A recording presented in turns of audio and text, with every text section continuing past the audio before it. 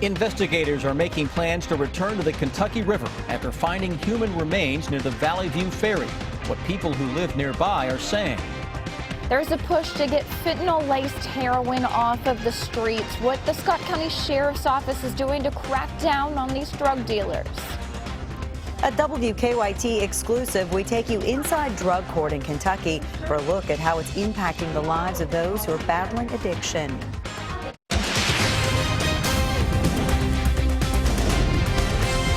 This is WKYT News at 6. Good evening to you. It is a mystery that could take a while to answer. Tonight, people who live near the Kentucky River are talking to us about human remains investigators found in the water. Search crews first found the remains on Saturday while looking for cars in the river near the Valley View Ferry. The Fayette County coroner says they found more remains yesterday. So what's next in this process to identify them? WKYT's Victor Puente has the latest. It's our top story at 6. The Valley View Ferry will be closed again this weekend as firefighters and police return to the water to look for more human remains. It's deeply disturbing, it's a real tragedy when anyone passes away. I'm glad they do find the remains, and I hope they find the family and identify the victim. People living along the Kentucky River say at first they didn't know why the Valley View Ferry was closed yesterday. I fish in these waters all the time, and you never know what's down there. But they were saddened to learn the reason. Fayette County Coroner Gary Ginn said the remains were first spotted Saturday during a fire department training exercise. Firefighters were bringing up several cars that had been found in the river. While they were bringing up one of them, they say it split in half, and investigators found bones in the vehicle. Yesterday, Ginn said they didn't know if the bones were already in the car or if they washed down the river and got stuck. People who live along the river say it's a peaceful area, and they hope an identity can be determined. It's really nice down here. It's peaceful. We like our little out-of-the-way community. That's awful. I hope whoever's family it is all right, and now they found peace, they found their body. Ginn said once they believe they have all of those remains, they'll drive them to the forensic lab at the University of Tennessee in Knoxville. In Lexington, Victor Puente, WKYT. The coroner says because of how long the remains have been in the water, it could be impossible to get DNA from them. Tonight, police in Berea are trying to figure out what led to a man being hit and killed by a train. It happened overnight on the tracks near Broadway and Leicester Streets. Police say 25-year-old Brent Miller was hit by a train, but the conductor didn't realize what had happened and didn't stop. About 8:30 this morning, police say the conductor of another train saw Miller's body and called for help. Police say it's illegal to walk on railroad tracks or use non-designated areas to cross them. So don't lay on the tracks, don't walk on the tracks. Always play it safe. The coroner says Miller often walked the tracks. New tonight, a man police say attacked a woman with a baseball bat in Corbin is now in custody. State police arrested 43-year-old David Stewart Jr. on Tuesday. He's facing many charges, including assault, stalking, and criminal trespassing. Last month, police say the victim told them Stewart beat her with a baseball bat, leaving her with serious injuries. Jail records showed he had been released on an unsecured bond just a few hours before that attack. The victim says she and Stewart have children together. Fighting back against a growing problem, the Scott County Sheriff's Office is among the law enforcement agencies around this state trying to stop the spread of fentanyl-laced heroin. Deputies say they've made some progress with an arrest this week. WKYT's Caitlin Sentner has the story. I have children here. This is where I've lived all my life. But there's an issue Scott County is facing, and it's not just hiding in the shadows. The drug problem is an issue the sheriff says he's really seen impact this community. It is here, and we're seeing more of it. The sheriff is talking about the heroin and more recently the fentanyl. Fentanyl is primarily for cancer patients, and it's a very, very potent narcotic. It is crazy, and they're addicted. That's all I can say. They need help. They obviously wouldn't keep doing it if they could stop on their own. The addicts might not be able to stop on their own, but the sheriff's office is trying to stop this issue from its source. We used a confidential informant. They have people buying drugs from dealers and then handing over those drugs to deputies. Just this week, Levi Fishback was arrested and charged with trafficking after a sting. Sometimes we go ahead and make an arrest right away.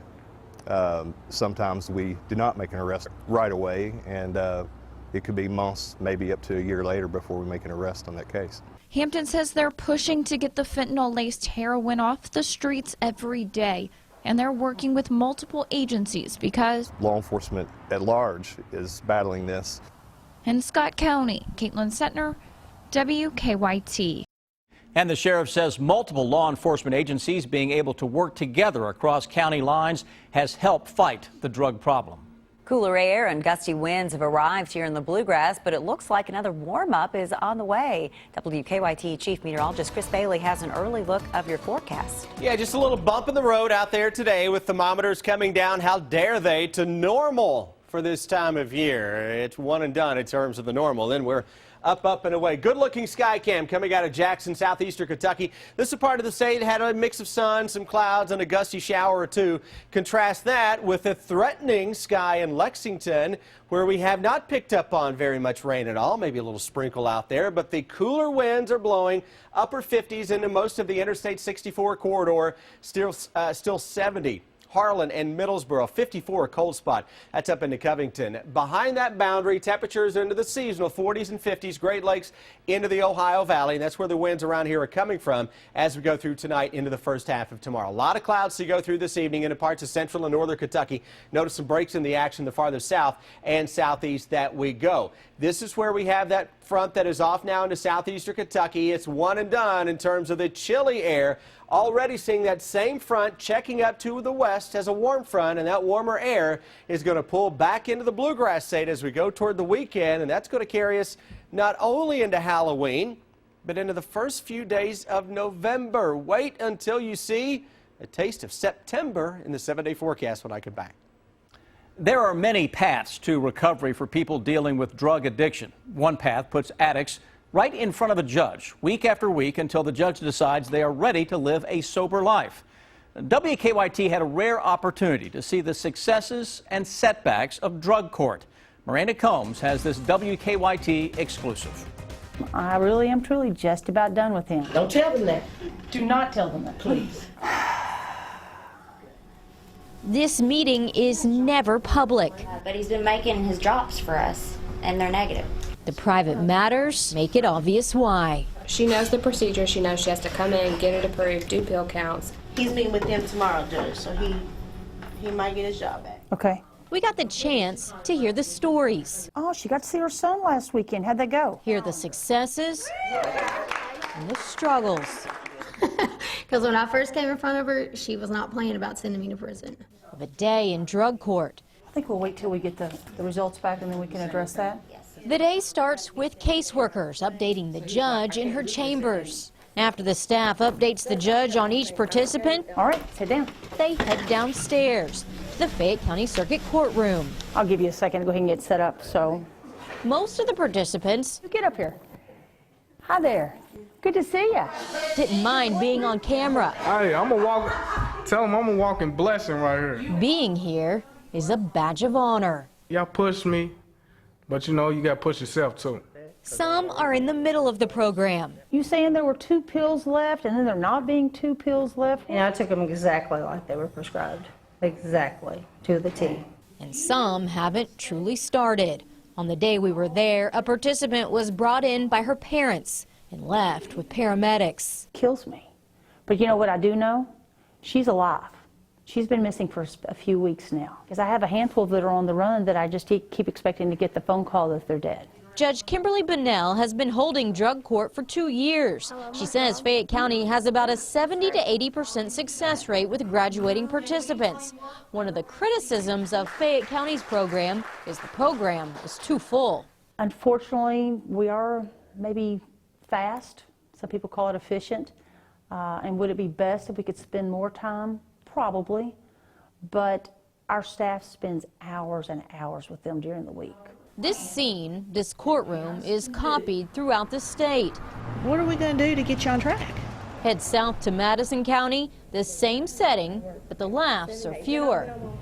Have you stayed clean since our last incident? But the consequences are still the same. I cannot not sanction you for this, but you've gotten a golden opportunity to be in drug court. And you are trying your darndest to get kicked out. I don't understand it. No one here wanted their faces shown. The ages range from 18 to 55, different from what we saw in Fayette County. And frankly, in our community, I think very few families aren't touched by drugs these days. Success cases are very few, but there are success cases, and why can't they be one of them? Kyle Mays spent years of his life living in Madison County's drug scene. Seeing your parents on the other side of a plexiglass visiting room, you know, watching their hearts break, you know, that was, I didn't want to do it no more. His nonviolent trafficking felony got him a ticket to drug court. It took me 21 months to complete. You know, at first it's a little rough because you know, you're used to living that way. Eventually, it wasn't the fear anymore. It was, I fell in love with sobriety, you know, and my sober way of living. You absolutely cannot determine where a person is in their life and if they are ready to really work on the program. The program is tough, so tough, Judge Jean Logue says a lot of people would rather serve out their felony time in prison than face this court. Are you using? Feeling? Absolutely not. Absolutely not. We want to believe everybody wants to lead a clean and sober life, but that's just not true. Today, you go to phase 3. Yay! For those here, though, these judges become family. Congratulations. He's a sweet baby. We're proud of this little fella. Some people come in really with no support. In fact, negative support. Both judges admit they're learning as they go in the middle of this drug epidemic. All right, you take care. Stay well, okay? Wish you well. Outcomes are uncertain, and setbacks are common, so their titles are a bit misleading. Judging is exactly what they can't do.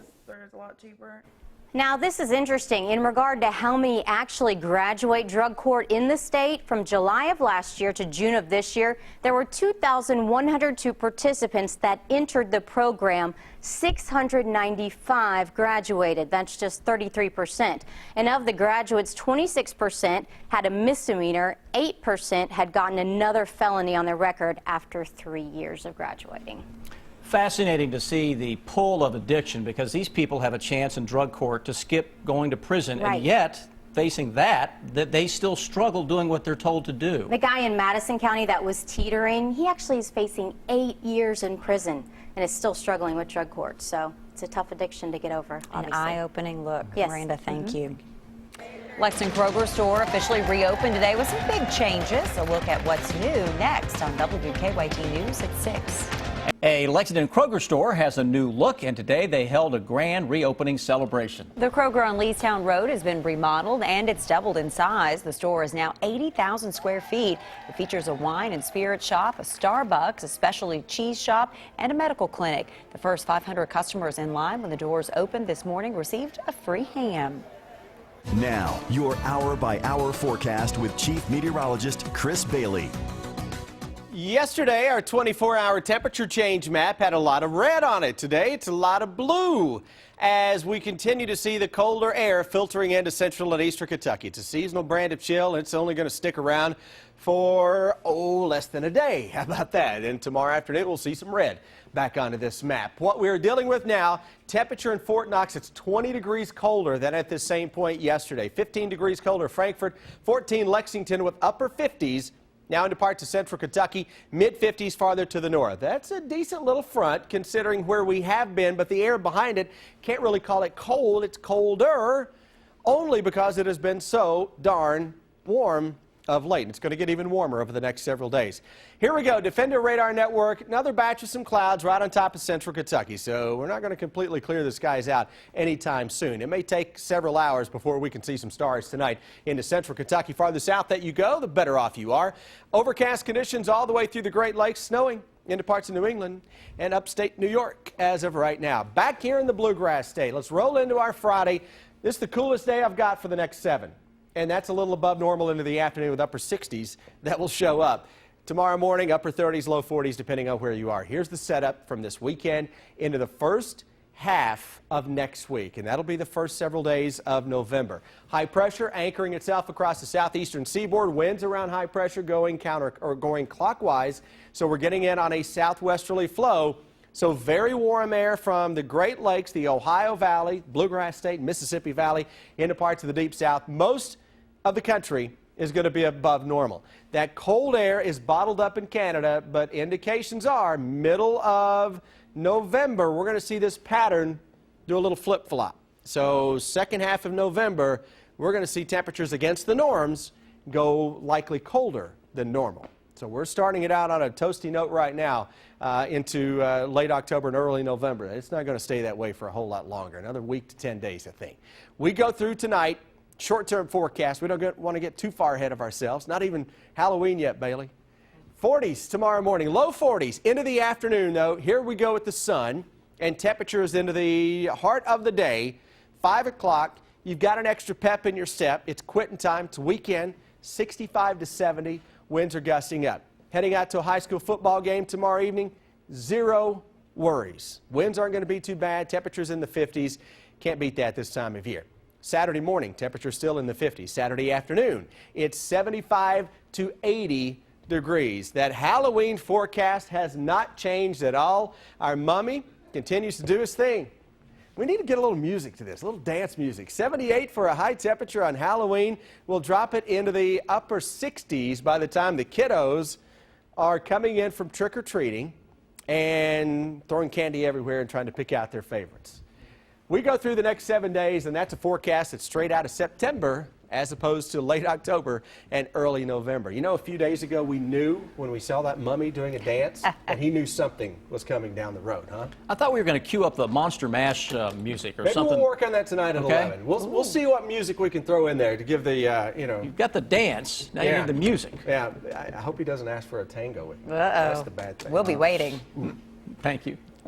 Just ahead, Mark Stoops making his final comments before Missouri. What is most important is the Cats face an offense that will come out and play fast. And Derek Willis on his coach, John Calipari. Has he changed over the last 3 years? That's next on WKYT.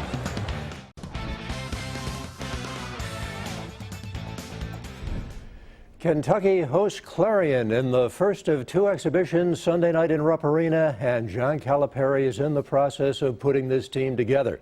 It'll be the first time that the Cats have gone against an opponent, and there are certain things that Cal wants to see out of his talented team. Playing harder, playing each possession the whole way through. They're not doing it right now. Playing within how you're going to play to make yourself really look good and help our team. In other words, don't try to do stuff that you're just trying to invent stuff right now. Don't do that. Do these things. You know that you do these well. Derek Willis heading into his senior year with the Cats. He has been around John Calipari a long time. Willis said this afternoon, Calipari is still that guy. He, I don't know, I feel like he's calmed down a little bit, but, you know, he's still that guy. And, I mean, he's been getting after us a little bit more. Now that we've kind of like been comfortable with practices, we know like the drills to get us formed up. He like doesn't want no mistakes now, and yeah, it's just been a lot more intense. Clarion is John Calipari's alma mater. The 2 teams meet in exhibition action at 7 o'clock on Sunday night. You can see it on the SEC network. Morehead State is picked 3rd in the OVC East Division after finishing last season in the finals of the CBI tournament. The Eagles lost a good chunk of talent to graduation and transfer. Sean Woods' team returns excellent guard play, which Woods calls best in the OVC. Woods says his practices have been intense. I just think this year's team is going to be led collectively. If you come watch us practice, you know, it's the speed and the intensity has never taken a day off, and that's been very refreshing, very gratifying for us. And if we continue to play that hard while we're continuing to get better, I like our chances. So we just got to continue to stay away from the injury bug, and if we can do that, you know, I think this could be a pretty good year. On to football, and the Wildcats face a team in Missouri that plays faster offensively than any other team UK has played this season. Twice this season, Mizzou has run more than 100 offensive plays in a game, but the Tigers have lost both those games. Mark Stoops says the Cats have to control the football, and for the Cats, time of possession will be a key factor. I think it's very important. I think if you ask Missouri, it's not as important to them because they know they go fast, so they're not worried about winning that battle. they're worried about getting their snaps in a lot of plays and getting you off balance. But for us, it is important to have some possessions, to have some drives. And, you know, we're not going to, I told them the other day and told them every day that we're not going to handcuff them by any stretch. And it will be an early kickoff on Saturday out in Columbia. The game to start at noon. It's on the SEC Network. Kentucky trying to get within one game of being bowl eligible with a victory Saturday on the road at Columbia. Sam Amber, back to you. All right, like the way that sounds. A final check of your First Alert forecast is next. Then on the CBS Evening News, some clashes in North Dakota today, as police arrest and remove pipeline protesters. An update on the current situation there. But compared to what we've seen and the 7-day coming up, today was just a fluke, right? Yeah, it was basically. It's a speed bump. And tomorrow's about the coolest of the next week at mid and upper 60s. That's still above normal. How about upper 70s? We may flirt with 80 on any given day that features more sun than clouds. Saturday, Sunday, into Halloween, maybe Tuesday and Wednesday, too. Coming up on the CW, I will press Chris Bailey even more on why we're seeing this warm weather. That's right. Thanks so much for joining us. We'll see you back here tonight at 11.